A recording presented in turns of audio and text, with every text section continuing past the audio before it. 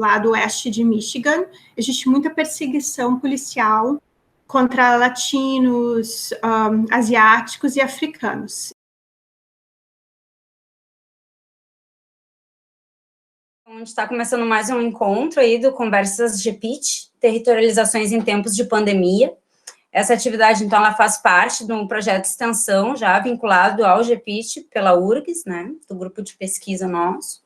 O evento, ele acontece, então, assim, por videoconferência, todas as quartas-feiras, num formato de conversa informal, né, com o objetivo de discutir, então, os efeitos espaciais da pandemia nas cidades. E percebendo, então, a importância, né, de uma abordagem também acerca do planejamento participativo e inclusivo nesse contexto pandêmico, é um prazer, então, ter hoje como nossa convidada Ana Paula Pimentel Walker, né, vai contribuir, então, somando aí para o debate sobre alguns efeitos da pandemia desde Michigan, nos Estados Unidos. Professora, assistente em planejamento urbano e regional em Taubman College, na Universidade de Michigan, nos Estados Unidos. É graduada em Direito pela Universidade de Cruz Alta, no Brasil, mestre em Planejamento e Estudos Latino-Americanos pela Universidade da Califórnia, em Los Angeles, Estados Unidos, e doutora em Antropologia pela Universidade da Califórnia, San Diego, nos Estados Unidos, onde a tese dela, então, versa sobre o orçamento participativo. O seu trabalho, assim, de investigação, né, em especial como comunidades carentes se envolvem na governança urbana e o significado das instituições participativas no planejamento de cidades mais justas, social e ambientalmente. Então, eu passo a palavra para ti. Ok, obrigada, Bárbara. Obrigada a vocês por participarem. Eu fico muito feliz. A minha irmã estudou na URGS, o meu irmão estudou na URGS, então eu fico muito feliz de conversar com vocês. Eu continuo trabalhando bastante no Brasil também, mas muito mais em São Paulo agora, pela questão da proximidade, porque muitas vezes eu trabalho levando estudantes e por alguns motivos eu fiquei trabalhando um pouco mais em São Paulo do que Porto Alegre, mas é sempre muito bom voltar para casa, né? Deixa eu ver aonde está a minha apresentação. Bom, mas eu também tenho um trabalho em Michigan, que é algo que eu vou falar com vocês hoje. Deixa eu ver se eu consigo colocar aqui.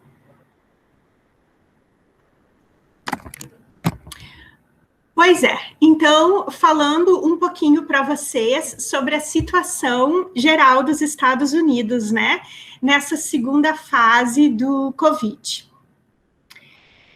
Agora, nessa segunda fase, Michigan está num momento de calma. A governadora nossa de Michigan é uma governadora que acredita em ciência e ela implementou medidas que alguns chamam de dracônicas para não sair de casa, né? Então, agora a gente está colhendo um pouco esses frutos de não ter saído de casa e os nossos números estão baixos, mas eu gostaria de compartilhar com vocês que os números per capita do estado do Arizona, da Flórida e da Carolina do Sul são altíssimos e são números que somente são comparáveis com países do Golfo Pérsico, que têm muitos imigrantes confinados. Por exemplo, o Omã aboliu a escravidão somente em 1970 e continua tendo populações trabalhando, confinadas, agrupadas em áreas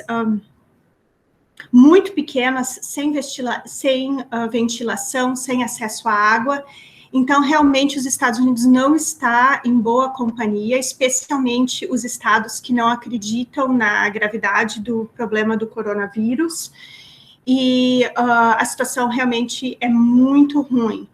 Como vocês sabem, os Estados Unidos também têm um problema sério, e agora os juízes estão mandando que liberem os imigrantes dos centros de detenção de imigrantes, justamente para proteção e prevenção do coronavírus.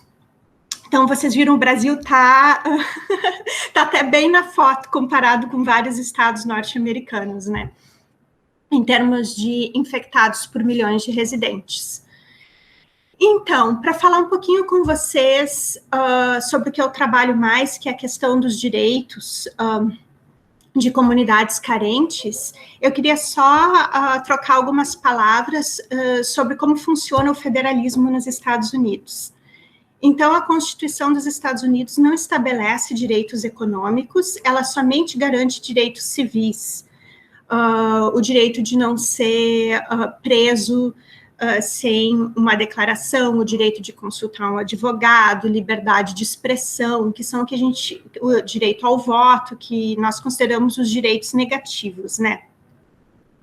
Os estados norte-americanos são soberanos e têm competência residual.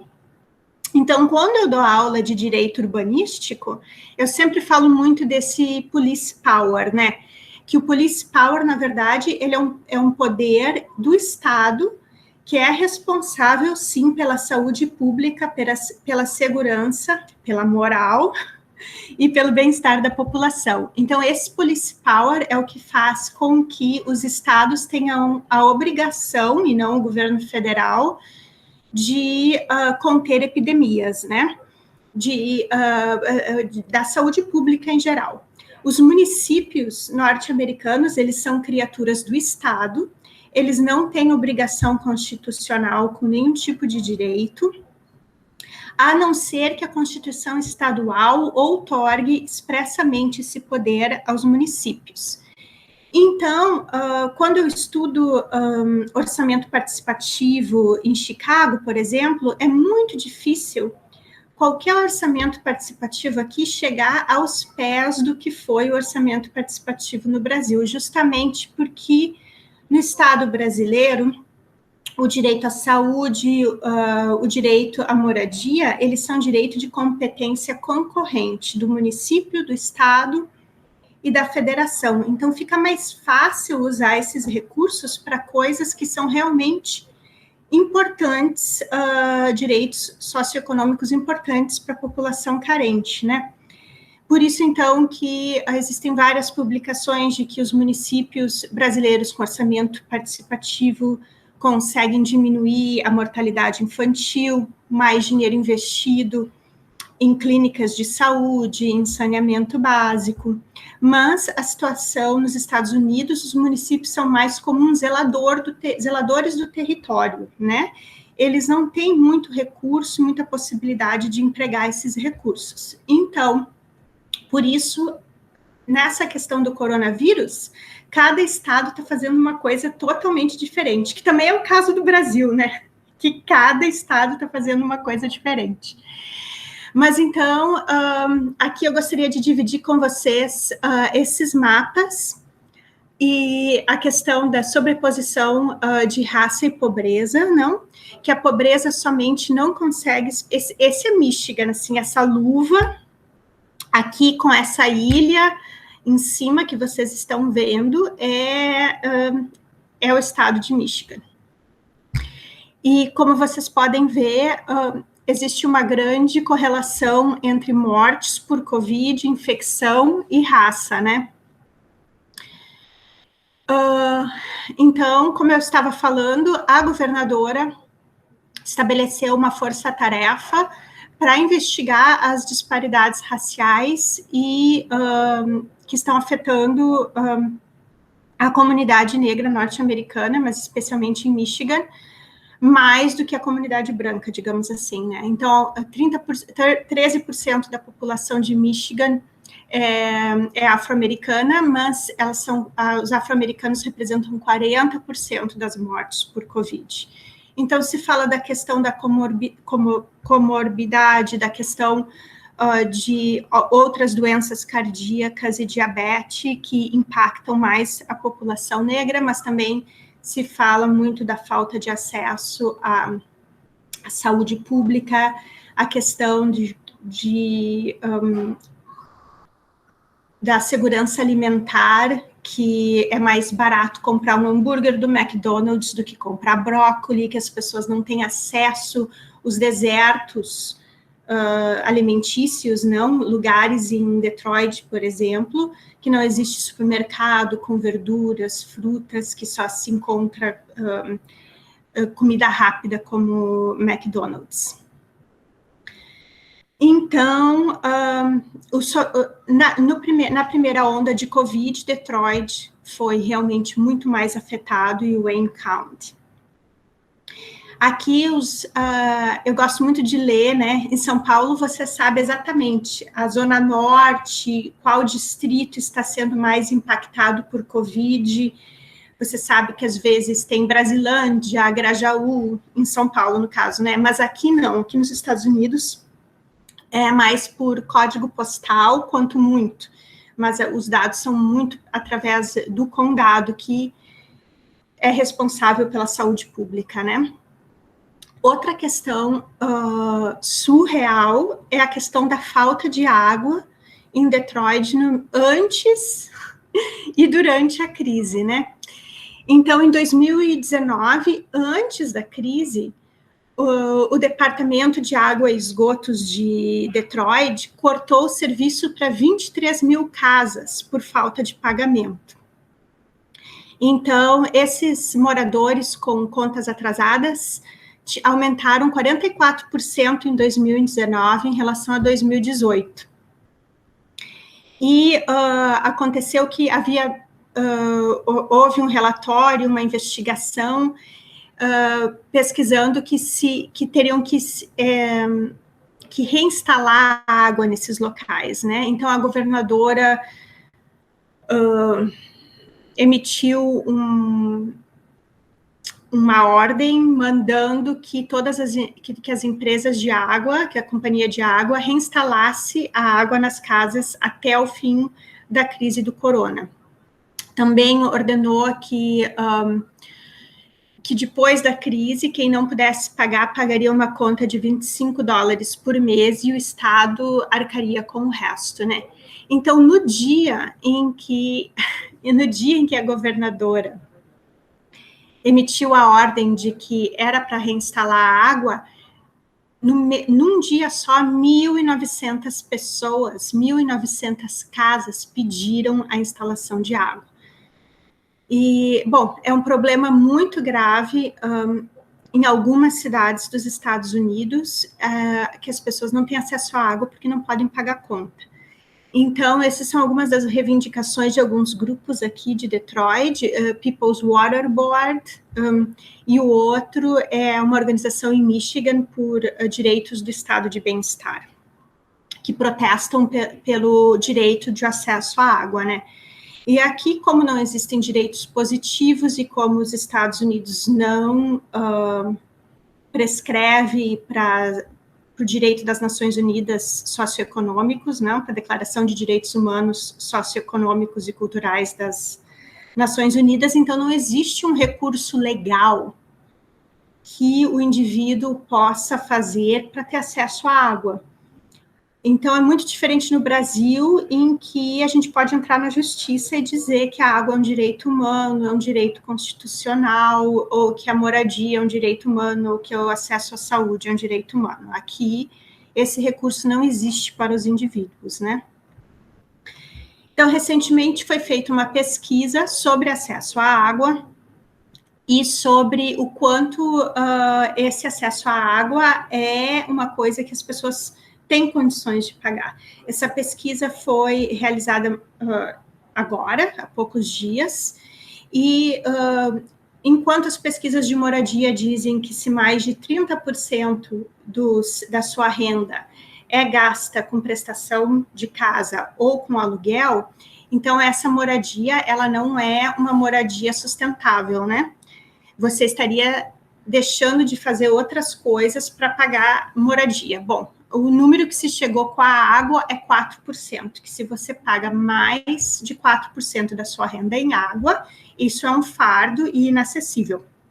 E é claro que a gente sabe muito bem que essas contas de água, 4% de quem ganha $2.000 ao mês e 4%, para uma família de 4 com $2.000 e 4% para uma família que ganha $10.000 ao mês é muito diferente, né? E essas são algumas das cidades em que vários dos moradores pagam mais do que isso, em alguns casos, como vocês veem, mais de 12% da sua renda com a conta de água. Ok, então, infelizmente, essa é a parte em português. Acabou já. A partir de agora, eu não tive tempo de traduzir.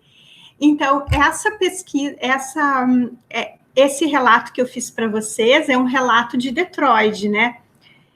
Do Southeast Michigan, e como a gente falou antes de começar a gravação, da questão da pobreza, do abandono, da gentrificação de algumas áreas de Southeast Michigan.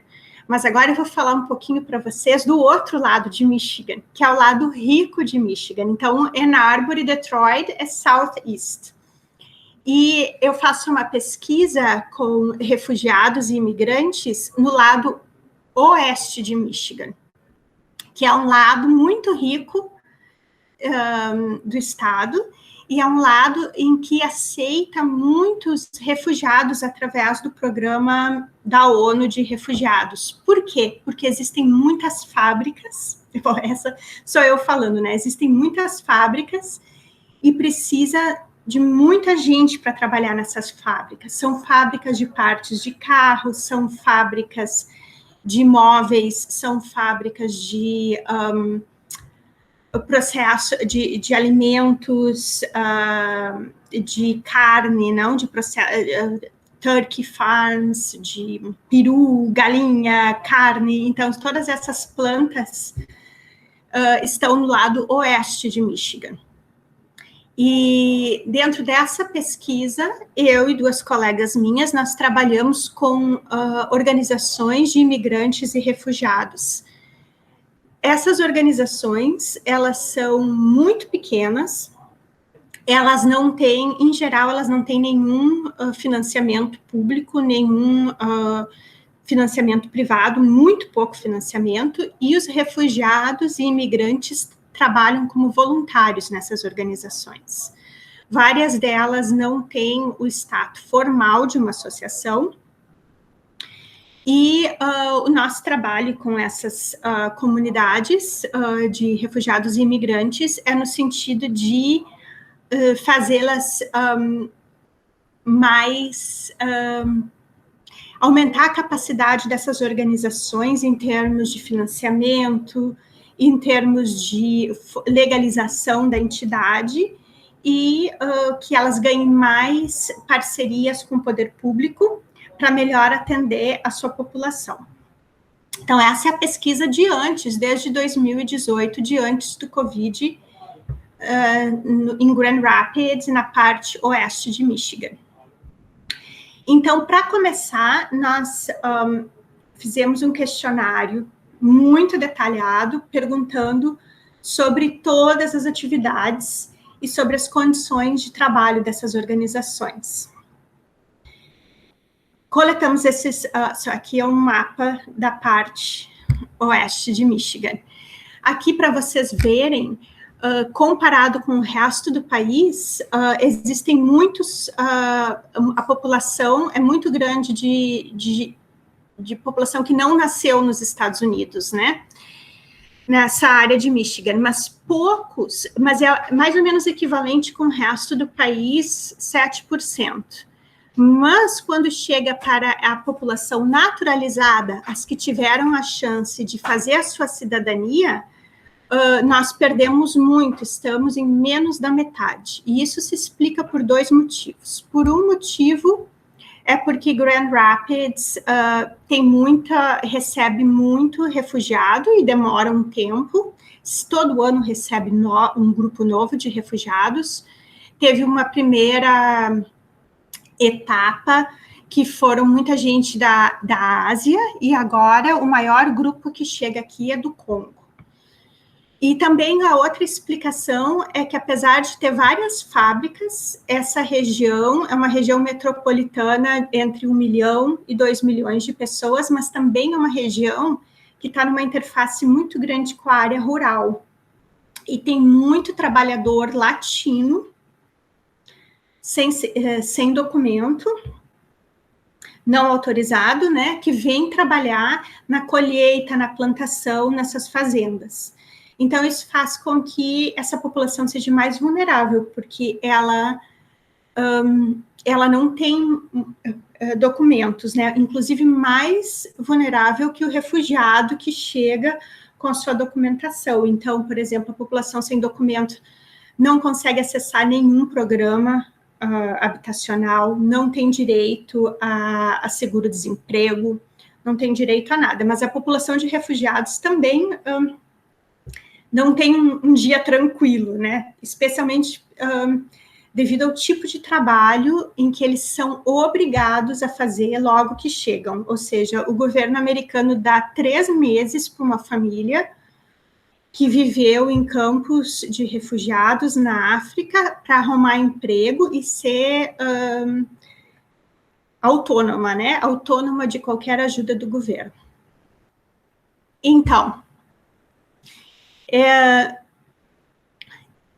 incrível a quantidade de organizações que existe. Essas organizações, elas são muito precárias, mas elas fazem um trabalho fundamental para a integração do imigrante nos Estados Unidos. Elas vão interpretar, traduzir para o inglês, quando tem consulta médica, quando precisa fazer uma atualização com a imigração. Os líderes dessas organizações dão carona, arrumam transporte, porque o que acontece? É muito difícil para uma família grande que chega encontrar moradia. Então, elas moram num lado e o trabalho é do outro. Então, essas organizações, essas ONGs informais, digamos assim, elas fazem um trabalho muito grande de arrumar carona, de contratar van, de estabelecer mecanismos para que as pessoas possam sair de suas casas e trabalhar. Elas fazem muita mediação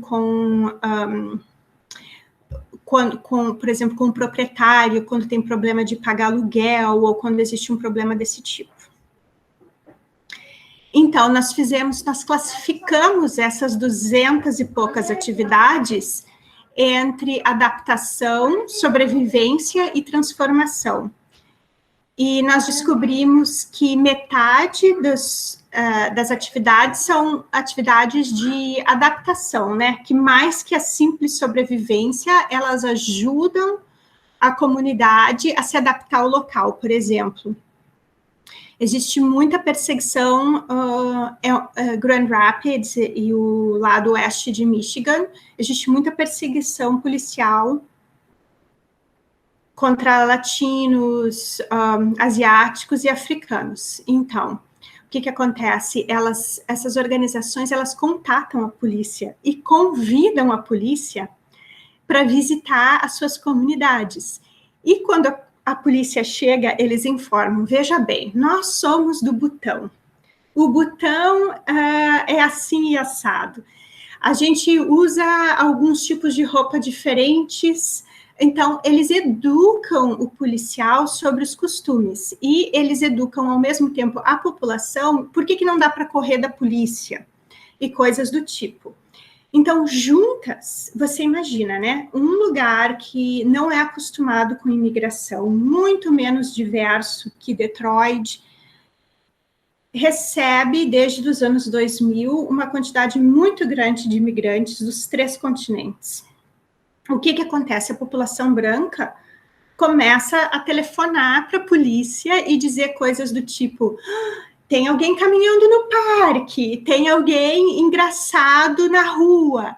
O que teve que essas organizações fizeram? Elas se uniram com organizações mais estabelecidas e passaram uma lei na cidade, que se você telefona em Grand Rapids para reportar uma atividade de uma pessoa de cor, uma atividade suspeita, e você estiver enganado, você é multado em $500.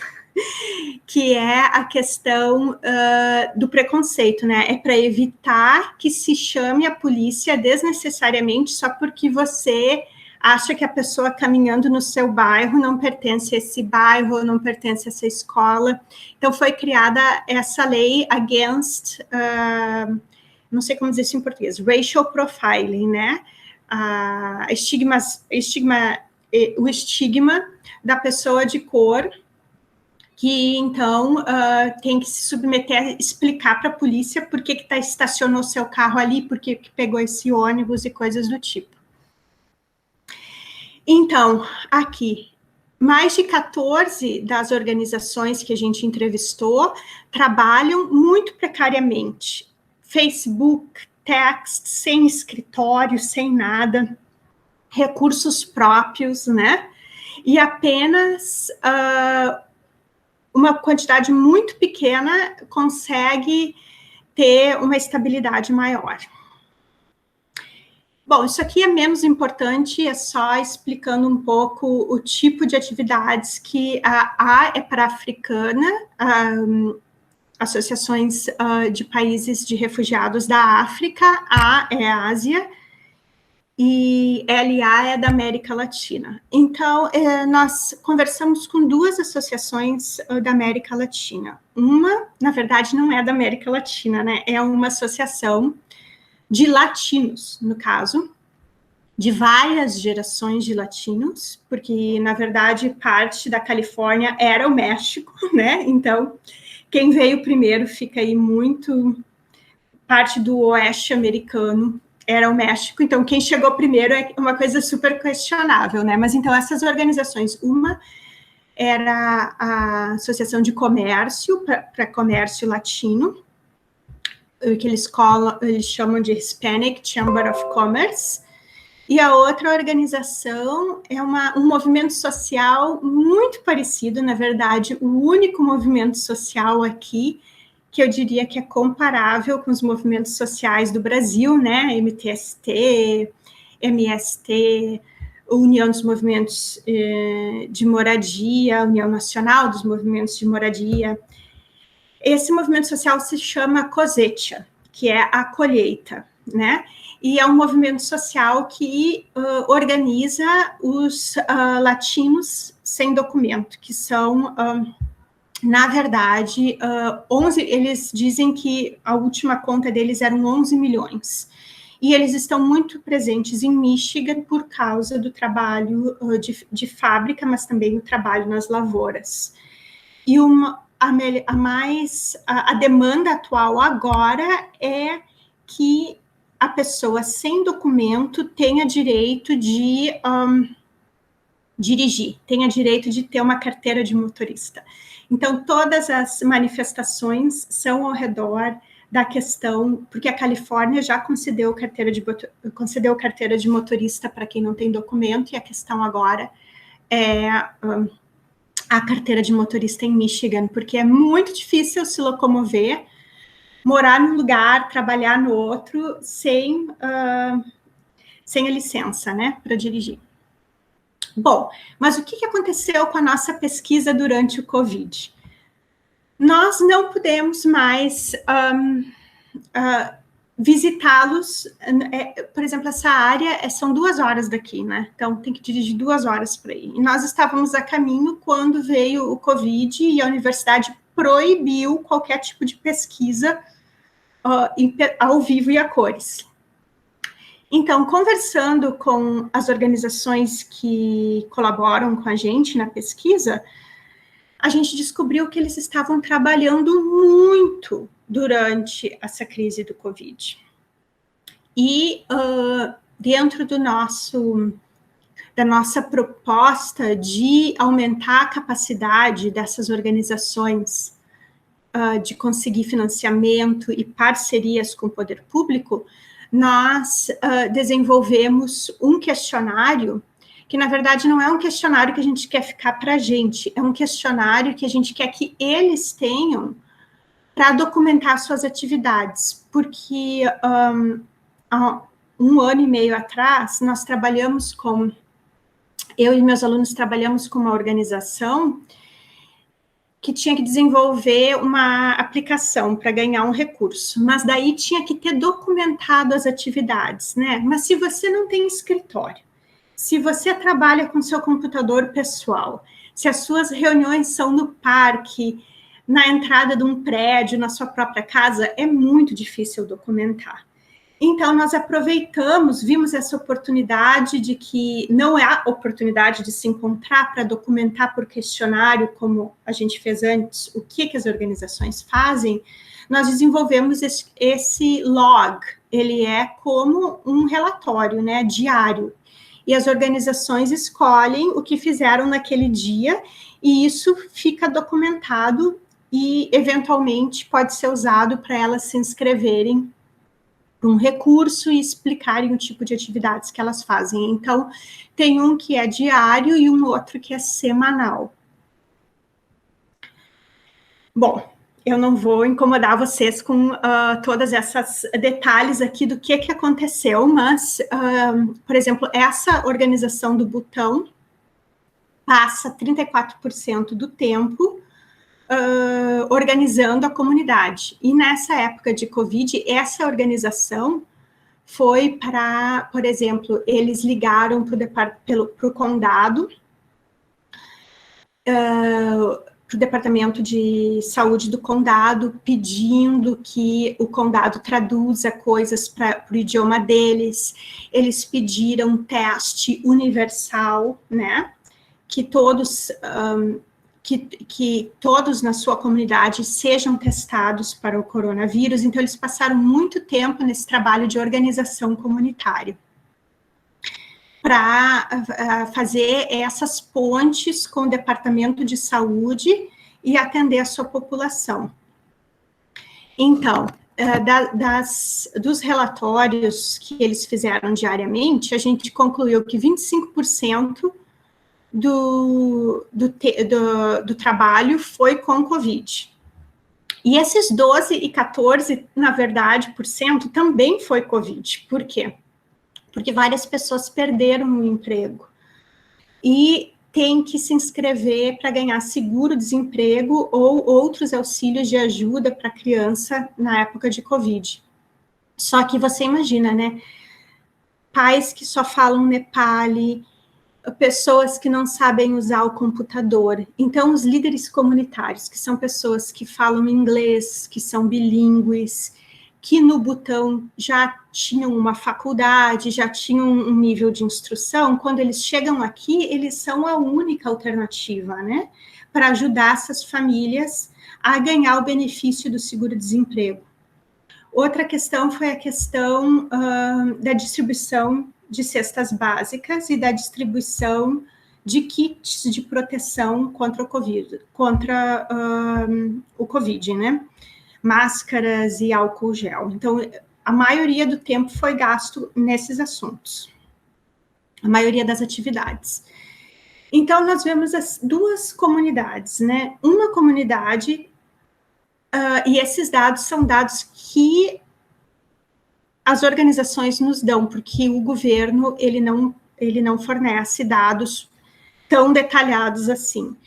Então, a organização do Butão, eles identificaram mais de 70 casos com Covid, e nós supomos que eles tiveram tantos casos porque várias das pessoas são considerados trabalhadores essenciais porque eles trabalham, como aconteceu no Rio Grande do Sul, né, em Pelotas, a questão de trabalhar nos açougues, de trabalhar com empacotamento de carne e outras fábricas alimentícias de comida, né? Já a comunidade do Congo, eles tiveram o mesmo tipo de atividades, não ajudar a comunidade a se inscrever para o seguro-desemprego, distribuir kits, mas a maioria das pessoas dessa comunidade não trabalhava em outras fábricas de peças de automóvel, principalmente. E que a gente saiba, eles não tiveram Covid, não? Então, nessa questão, também há a possibilidade de que eles tivessem tido Covid e não fossem testados, né? Então, mas a organização não declarou nenhum caso para a gente, eles não sabem de nenhum caso.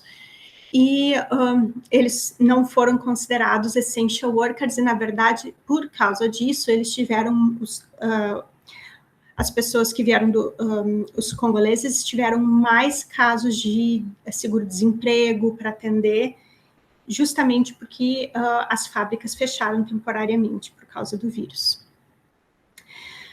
Bom, para concluir, no caso da nossa pesquisa, que a gente trabalha muito com imigrante, para nós, o que foi fundamental nessa situação é a questão de empoderar essas organizações para que elas consigam passar a informação e o recurso para os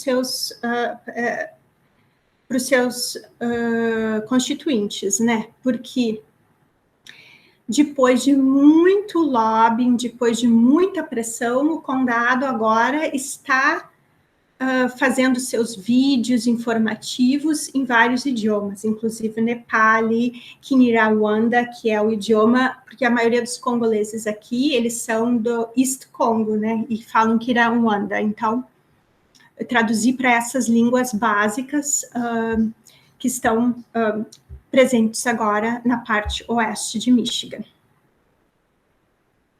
É isso. E esse trabalho com as organizações de imigrantes eu faço com a minha colega Odessa e a minha colega Mieko.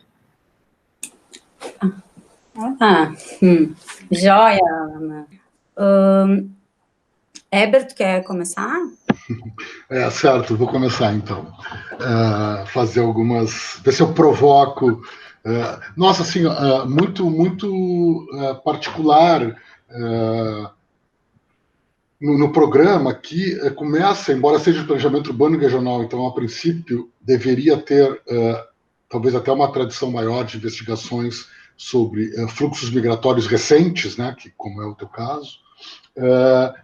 São muito poucos os estudos, há uma concentração, pelo que eu sei, assim, maior na UFRJ, no Rio de Janeiro e em São Paulo, né? São Paulo ainda muito ligado, com muitas investigações sobre a questão particular do fluxo latino-americano, né? Os bolivianos, mais recentemente os haitianos, né? Que tiveram uma carga bem grande de fluxo migratório no Brasil.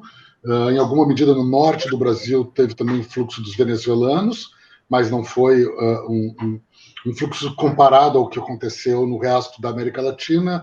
O impedimento linguístico, aí, certamente, conta bastante para esse tipo de fluxo mais imediato e não tão econômico, né? Mais político, de sair do país. No caso da Bolívia, ele é mais um caráter econômico de sair para São Paulo, que é a cidade mais rica da América Latina, enfim, o Brasil, entre as 10 maiores economias do mundo, enfim, se a gente pensar que, né, é o polo da 10ª economia do mundo, então tem uma concentração muito grande, né? Mas aqui começam a ter investigações particularmente sobre o que se passa com haitianos, e aí tem uma coisa, eu não vou me furtar a fazer aqui a relação, porque me parece importante, embora possa soar quase como uma piada, né? Mas a questão do Covid associado aos frigoríficos tem muita gente associando ao trabalho com a carne. Existe um certo senso comum se desenvolvendo, até numa certa luta do vegetarianismo e do veganismo, quando, na realidade, a questão central é que eles são considerados trabalhadores essenciais, né? Assim como, quer dizer, o problema dos profissionais de saúde se contaminarem muito não é porque eles comam carne, é porque eles trabalham, eles são essenciais e eles estão mais na rua. Eles estão, claro, numa diferença grande de exposição ao vírus, mas são grupos muito expostos aos vírus porque nunca puderam ter nenhum tipo de quarentena, né? No Rio Grande do Sul teve isso muito fortemente. Eu acho que teve na Serra e Lajeado teve isso muito, muito forte, assim, né? De surtos. Do Rio Grande do Sul, os grandes surtos foram localizados em casas de repouso de idosos, né? Em termos de proporção, e também nos frigoríficos, né? Na produção de carne. Mas, enfim, acho que é importante deixar que a contaminação não se dá através da manipulação da carne, né? Mas sim fruto de uma maior exposição do que outros agrupamentos profissionais. Sim, na verdade, não é uma fábrica só de produção de alimentos. Uma era, sim, processava a Tyson, mas a outra, na verdade, era bolacha. Fazia bolacha. Então, na verdade, se questiona até, é essencial comer bolacha no momento de uma crise. Mas, sim, então era uma coisa assim, biscoito, né? Não tinha nada a ver com uma coisa super essencial, não era arroz, não era, né, frutas e legumes, sim.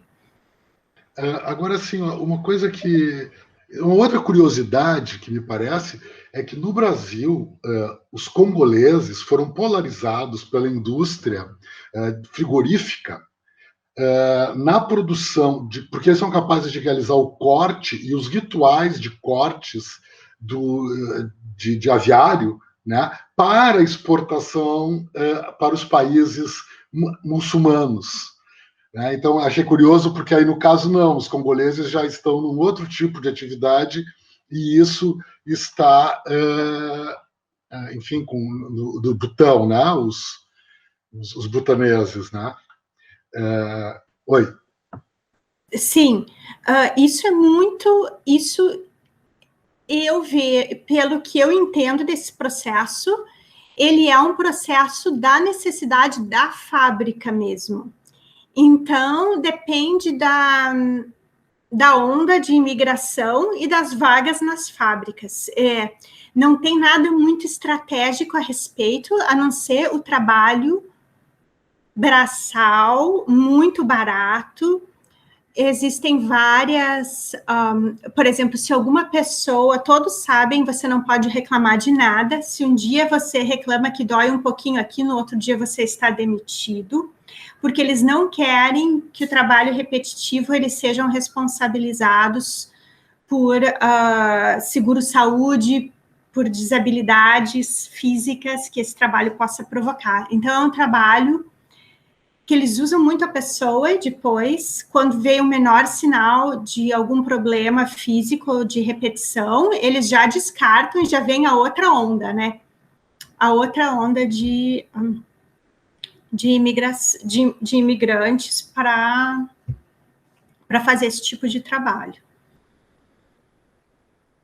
Assim, a minha questão, Ana Paula, seria, sendo grupos étnicos nacionais, né, tão claramente configurados, isso teve impacto numa territorialização do Covid, ou seja, as pessoas tendem a morar em áreas próximas, e se nós fôssemos fazer um mapeamento territorial, se chegaria a um tipo de polarização do processo de contaminação pelo Covid-19, dado esse caráter étnico nacional e, inclusive, eventualmente, não sei, de proximidade das fábricas em que ocorreram a maior grande parte dos casos, como tu narra, ou seja, do ponto de vista da distribuição do condado, né? Tu trabalhasse aí com a unidade territorial do condado, há uma concentração em determinadas áreas, a área oeste, enfim.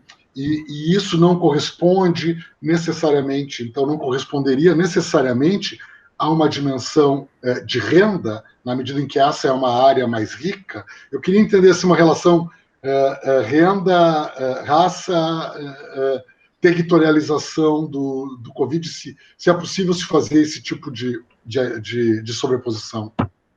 A área oeste, realmente, a associação mais clara é com Detroit, né? Ou seja, aí existe um alinhamento incontestável entre raça, pobreza, territorialidade e Covid. Já a parte oeste, ela é mais complicada de um ponto de vista de planejamento urbano, porque ela não sofreu uma mudança tão drástica quanto Detroit, que 2/3 da população abandonou e deixou a população mais pobre lá.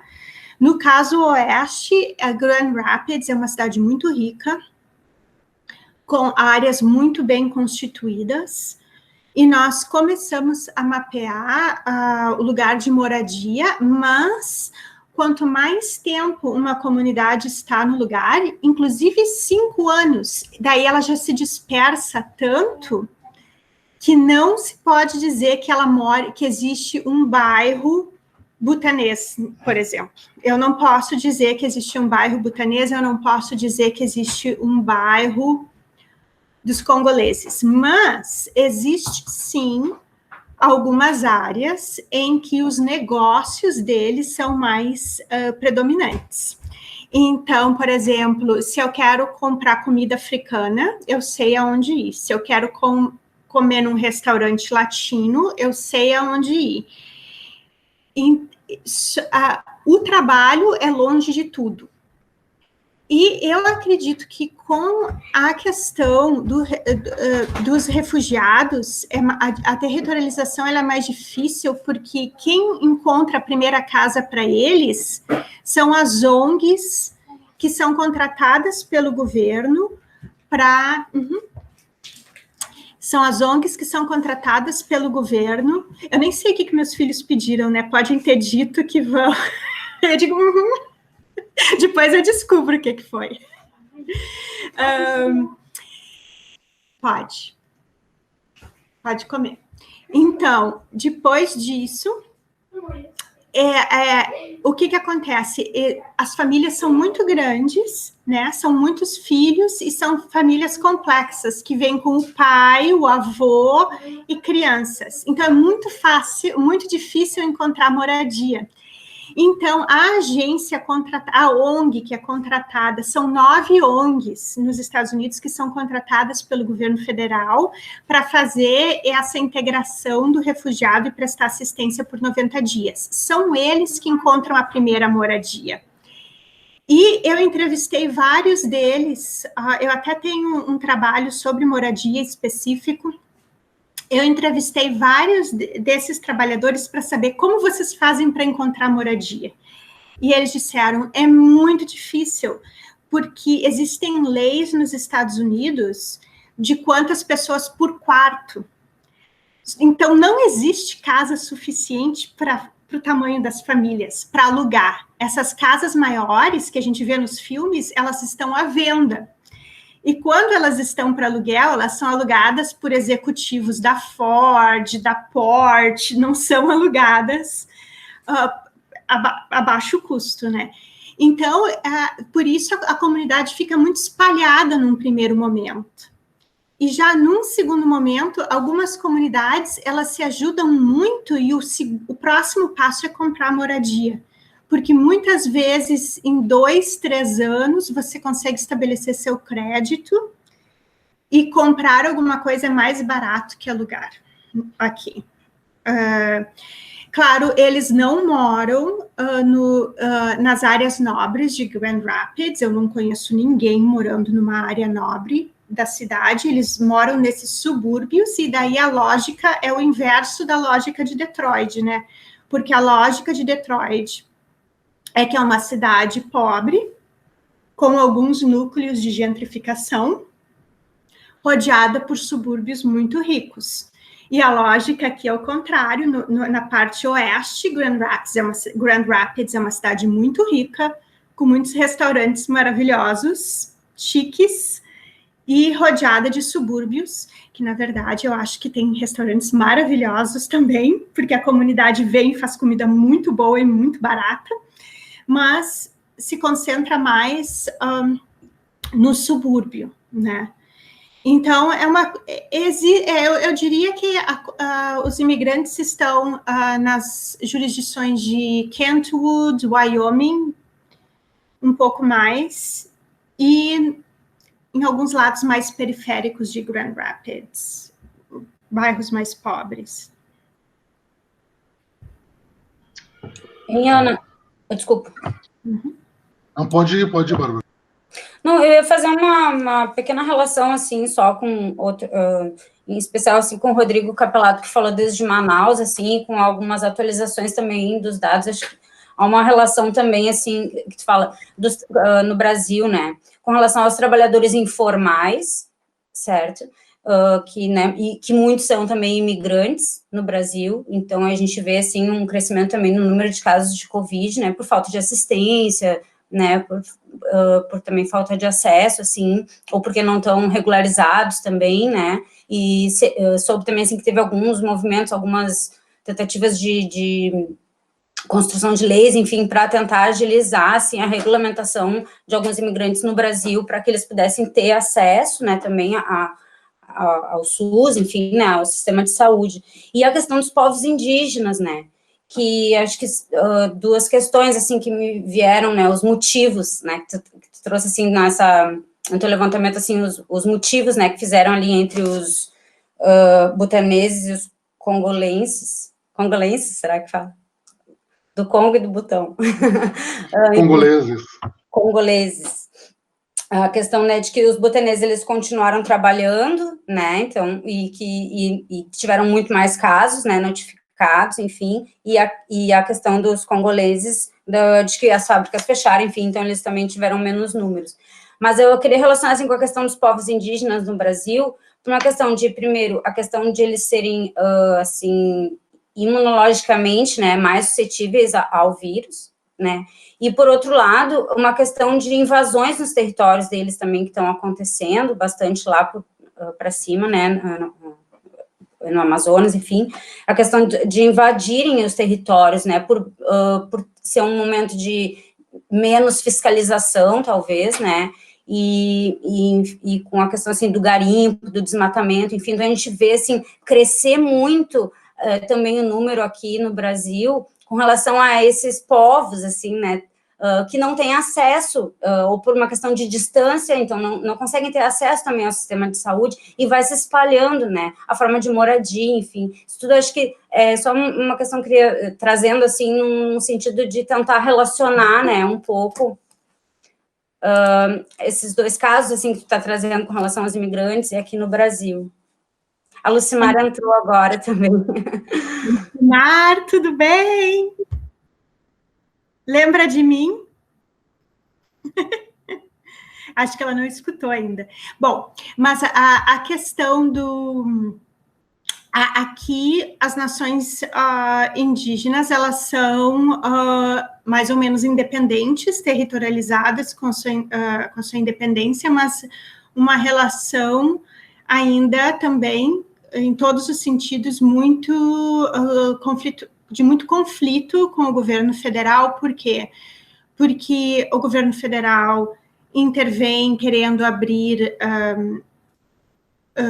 minas e produções, ou seja, existe uma lógica muito parecida, não?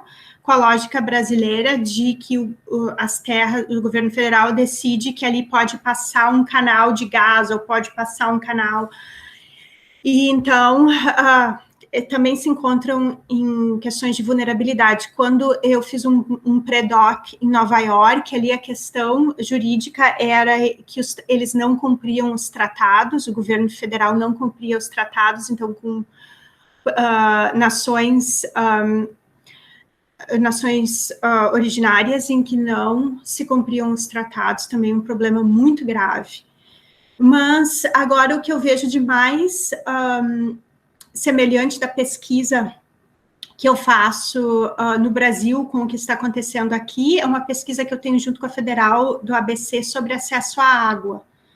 Então, acesso à água nas comunidades, nas ocupações e favelas de São Paulo, né? O acesso intermitente à água. E eu achei que isso foi realmente o que mais me chamou a atenção dos Estados Unidos é que é quase inacreditável que esse problema seja tão destacado aqui em Michigan, quanto é destacado nas ocupações e favelas de São Paulo, né? Então, em parceria com financiamento da Fundação Ford, com parceria com a Federal do ABC, nós também fomos online, fizemos um questionário, e existem, sim, problemas muito sérios, muito pontuais dentro desses territórios, que são divididos, não, são territórios que não são únicos, então parte do território tem acesso à água, parte do território não tem acesso à água, ou o acesso à água é descontínuo, né? E nesse sentido eu achei que a situação em Michigan é ainda pior, porque quando não tem acesso, não tem acesso, né?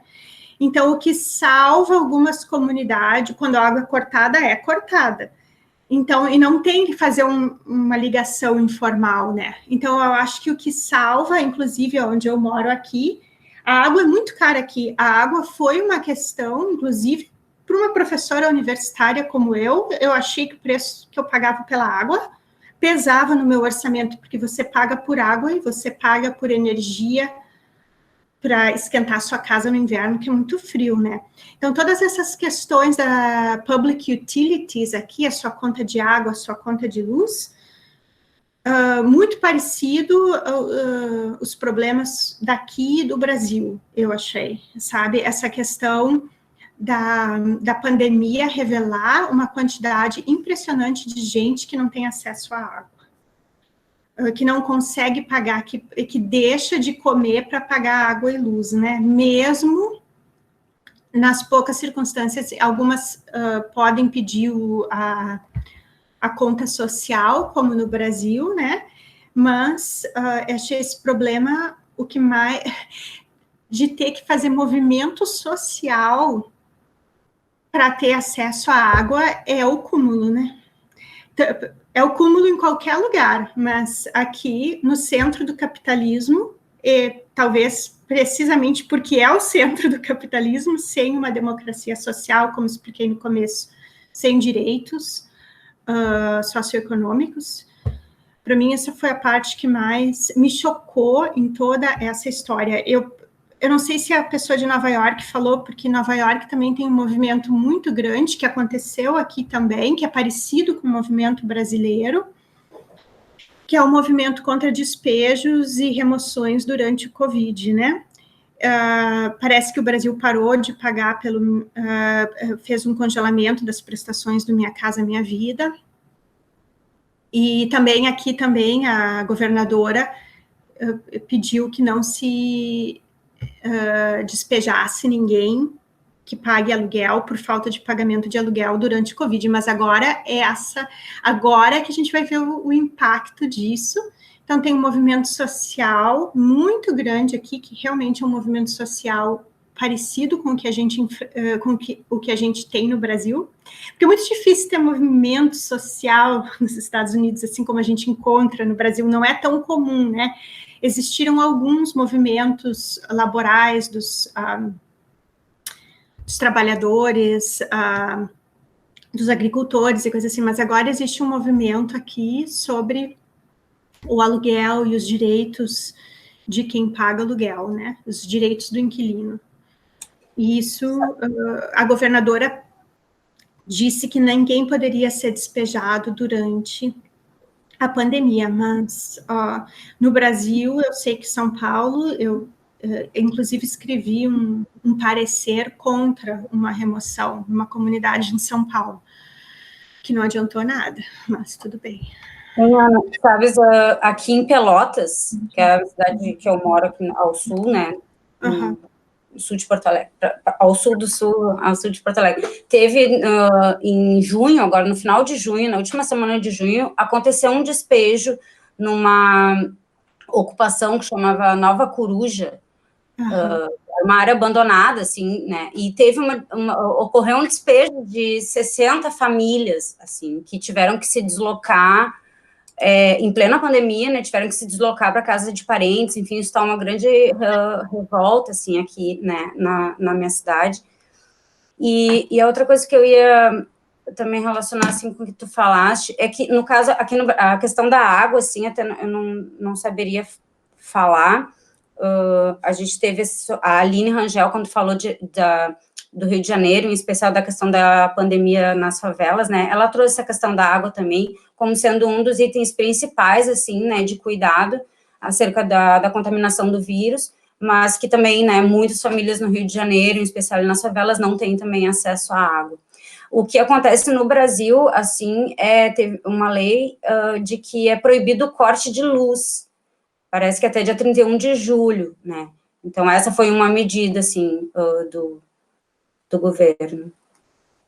Eu não sabia, isso é muito bom. A questão da água também, que a gente notou nesse lugar, ela é realmente uma questão de... ela foi tão grave em alguns locais que o governo de São Paulo colocou pias públicas, sabe? Tipo pias, assim, no meio das comunidades, mas uma pia sem... não, é que é difícil de explicar que não adianta ter uma pia se não tem a drenagem da água, né? Se a água não está limpa, se não... É complicado, é a água, é o sabão, mas a gente... É uma coisa preocupante, porque comparado com outros países, por exemplo, quando eu levo meus estudantes para o Brasil e que tem comentários de pessoas da Índia, pessoas de Gana, o comentário que eu recebo é, por que não faz um banheiro comunitário, por que não faz, né? Mas o padrão do Brasil é a água individual e o banheiro individual, e as Nações Unidas, recentemente, essa coisa do acesso à água potável, o ponto de água não tem que ser na casa, né? Então, os padrões foram diminuídos a nível internacional para medir quantas pessoas têm acesso à água. Então, nessa pesquisa com a Federal do ABC, a gente mantém o padrão brasileiro de que toda casa tem que ter água dentro da sua casa, né? Sabe que essa é uma questão que até surgiu nos nossos debates, a questão da água. O André, que não pôde estar presente e que está fazendo doutorado na UFRJ, falando de uma pesquisa, porque é de difícil captura, particularmente, o acesso até é mais fácil pela questão da extensão da rede, né? Mas a questão da frequência, né? E ela é uma questão muito grave, digamos assim, para a periferia e para as áreas pobres, né? No caso brasileiro, favelas, loteamentos, porque muitas vezes tu tens a instalação, né? Mas a frequência é muito irregular, né? Ou é muito esparçada, até uma regularidade muito esparçada. O mesmo acontece com o sistema de transporte também, né?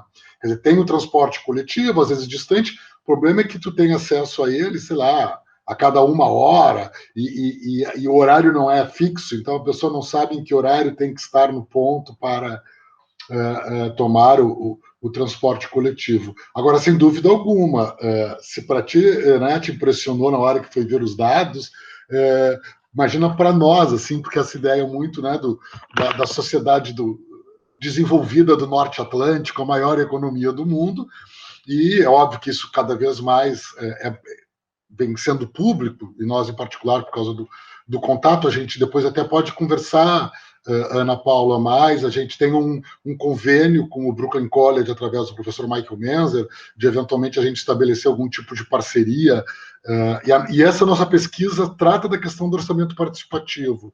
A gente está vendo o que a gente chama de transformações comunitárias participativas, um pouco na linha do que teria sido uma herança da experiência em Porto Alegre, mesmo com um certo desmonte, né, de ter ocorrido um processo cognitivo de algumas comunidades tenderem a uma certa autonomia e autossuficiência a partir da experiência com orçamento participativo. Mas, assim, realmente, essa questão dos serviços públicos, e a Federal do ABC, nesse momento, eu acho que é a universidade de ponta na questão do planejamento urbano. Assim. Eu não sei, a gente tem uma participante, que eu reconheço, que está, nesse momento, mais ligada à problemática paulista, que é a Carolina Garcia, Para mim, ela aparece aqui do lado, que está trabalhando, fazendo doutorado na Unicamp. E tu falava de alguma coisa sobre imigração hoje, né? Quando a gente começou a conversar, Carol. Estava falando, meu grupo de pesquisa da Unicamp, a Adriana Psitelli, trabalha muito com mercados de sexo transnacionais, brasileiras que vão para a Espanha, principalmente Espanha foi o campo que ela pesquisou.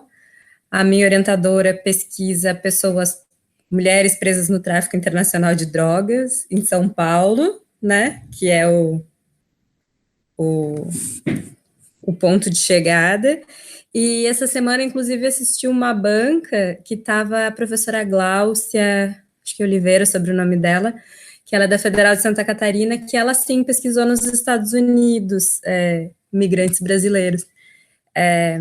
Mas, enfim, todo o meu grupo de pesquisa ali na Unicamp, tem uma outra colega que pesquisa os haitianos que saíram do Brasil a partir da crise de 2014, uma pesquisa muito interessante, o nome dela é Domila Pazini, a pesquisadora, está acabando o doutorado agora. Os haitianos que saíram do Brasil e se encontram na fronteira ali em Tijuana, tentando entrar nos Estados Unidos e vivendo esses movimentos de deslocamento. Um monte de pesquisa, eu não pesquiso migrações, mas eu acabei caindo num grupo bem focado nas migrações. Que interessante, ela pesquisa brasileiras aqui, uma das professoras, qual é o mesmo nome dela? Isso, professora, eu tenho quase certeza que o nome dela é Oliveira, é Gláucia de Oliveira, e ela é professora da UFSC, provavelmente da antropologia, e ela pesquisou os brasileiros nos Estados Unidos, eu acho que era na região de Boston, que é a pesquisa dela, ela era da banca da pessoa que eu estava assistindo, eu me lembrei dela. É muito interessante. Boston é o que tem, é a cidade com o maior número de brasileiros aqui. Então é isso. Deixa eu até confirmar se é. Isso, Gláucia de Oliveira Assis. O DESC, desculpa, ela não é da UFSC. Ela tem uma pesquisa bem interessante sobre migrantes brasileiros. Eu não sei se a Ana Paula conhece, a UDESC é a Estadual de Santa Catarina, que é bem forte. Não conhecia. É uma universidade bem consistente, em algumas áreas ela é de ponta, assim. Não sei se na antropologia já é por contaminação da UFSC, mas na geografia ele é muito forte, e no teatro. Tem umas coisas assim, no teatro, não sei o que aconteceu, mas o teatro da UDESC é muito forte, assim, academicamente. A geografia é muito poderosa, assim. Mas ela é uma universidade, assim, né, as estaduais no Brasil, fora as paulistas, que tem um sistema que dá muitos recursos, né? O USP, o Unicamp é mais forte, o federal é recente, né? Enfim, mas em Santa Catarina ela é muito, muito poderosa. Eu não sei, a gente está mais ou menos chegando assim, ao fim do que a gente prevê, assim, até para o convidado também não ficar muito tempo, e nós tentarmos criar uma sistemática, né, de ter um tempo mais ou menos estabelecido. A Lívia deixa recado. Eu sugiro assim, que alguns de vocês se apresentem rapidamente, até acho que para a Ana Paula talvez seja interessante também ter uma ideia de que instituições vocês estão, o que vocês estão fazendo, né? A Carol já se apresentou lá do doutorado da Unicamp. Eu acho que a Bárbara tem um problema que ela não se identifica ainda. Ela é professora na Faculdade de Arquitetura da Federal de Pelotas, é isso, Bárbara, e faz doutorado no Propur. Eu não sei os demais quem é que está, Roberta, Dani, eu vou ver se eu acho todo mundo aqui agora. Oi, vou abrir. pode ser eu. Pode falar então, Roberta. Oi, tudo bom, Ana Paula? Primeiro, agradecer a tua fala, sempre muito legal, e até porque aproxima a gente de uma realidade que a gente imagina bastante, né, que são essa região do norte. Mas, enfim, me chamo Roberta, eu sou aluna especial de uma disciplina do mestrado, do Propur. Também faço graduação em arquitetura, mas eu sou graduada em engenharia mecânica e trabalho com o mercado imobiliário. Assim, uma salada de fruta, mas Então, eu estou participando porque realmente tenho muito interesse nesse assunto e quero trabalhar cada vez mais com a parte do mercado imobiliário que seja voltada para a parte urbanista, né? Então, entender um pouco mais essa questão da incorporação e como isso pode conversar melhor com as condições das pessoas, né? As condições sociais. Acho que é isso. Aqui nós não temos, nesse estado, não temos muitos exemplos inspiradores. Mas existem, por exemplo, existe uma empresa imobiliária, agora eu esqueci o nome, que é super comprometida com questões éticas, eu até escutei eles na CNN, com a questão da igualdade racial dentro da empresa. Mas alguns exemplos aqui são muito tristes, inclusive a cidade de Detroit teve que entrar na justiça contra alguns setores imobiliários devido às práticas exploratórias, algo do sentido. Mas tem outros exemplos em outros estados mais promissores para você, Roberta. Legal. Primeiramente, te parabenizar, Ana Paula, pela tua explanação. Acho que foi bem enriquecedora. Eu não tinha tido nenhum contato assim, com trabalho sobre migrações, e eu acho que nos, de certa forma, impacta um pouco conhecer um pouco mais de perto essa realidade. E eu sou arquiteta, sou professora do curso de Arquitetura e Urbanismo na UFSM, no campus de Cachoeira do Sul, e estou realizando o dado, sou orientando do professor Eber, recém estou dando início à minha pesquisa, mas eu acredito que nela vou me deparar com um contato com associações, com outro foco, mais voltadas para intervenções no espaço público, no espaço, mas já atuei como voluntária em associação, conheço um pouco da legislação e dos pormenores, digamos assim, que envolve esse tipo de trabalho. Então, mais uma vez, te parabenizo aí pela tua pesquisa. Obrigada, Michele. Então tá, Ana, assim, primeiramente, então, agradecer muitíssimo, tá, a tua disposição, assim, tá, a tua presença aqui com a gente, desejo que a gente possa ainda se encontrar outras vezes, né, e deixo a palavra para ti, assim, para o encerramento. Muito obrigada por me escutarem, eu não sei se, às vezes, a gente não está se conhecendo, né, então, eu não sei se foi bem o que vocês esperavam, mas eu só quero agradecer a atenção e eu espero que a gente possa colaborar no futuro. Eu sei que o Tarson gostaria que a gente fizesse alguma coisa relacionada ao orçamento participativo. Eu estou um pouco enferrujada quanto ao orçamento participativo, mas sim, eu fiz muita pesquisa sobre o OP e eu acho que é interessante, especialmente nos Estados Unidos, quando pode expandir para áreas que não sejam só as áreas municipais, que é um pouco restrito aqui o uso do orçamento, né, nessa questão. Se pudesse ter OP, como é empregado dinheiro em departamentos de polícia, a gente ficaria feliz, né? E se pudesse existir um pouco mais de prestação de contas e de participação nessas áreas críticas, né? Seria ótimo, ou nas utilidades, nas empresas de utilidade pública, de água, de eletricidade. Bom, eu espero que a gente possa colaborar e vai ser um prazer assistir o resto das palestras que vão vir. E muito obrigada, e qualquer coisa vocês têm o meu e-mail. Obrigada, professores, e até a próxima.